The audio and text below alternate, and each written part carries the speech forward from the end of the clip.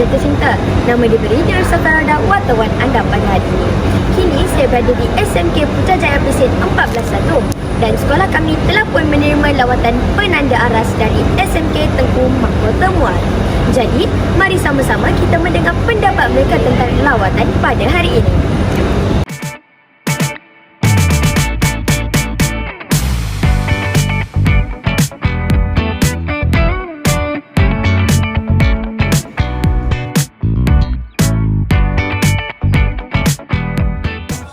Assalamualaikum, kini saya bersama dengan guru-guru SMK Tengku Mahkota Muar.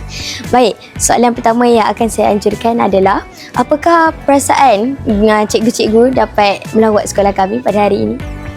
Okey, saya mewakili guru-guru SMK Tengku Mahkota. Kami berasa sangat gembira, kagum dan teruja lah berkunjung dekat sekolah ni, dapat melihat persekitaran yang baru, dapat mengenali sekolah Putrajaya Presin 14 ni. Sangat seronok. Soalan yang kedua pula adalah apakah harapan yang cikgu ada lepas kita laksanakan lawatan?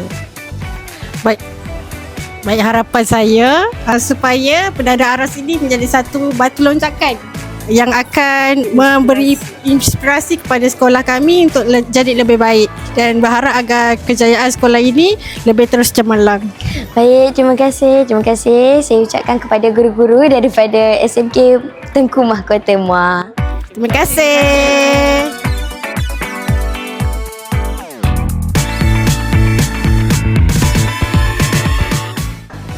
Demikianlah sesi Temu Mobile kita bersama tetamu pada hari ini. Semoga lawatan penanda aras ini dapat memberi manfaat dan pengalaman bagi kesemua pihak. Sekian, saya melaporkan dari TV PSS SMK PP 14-1.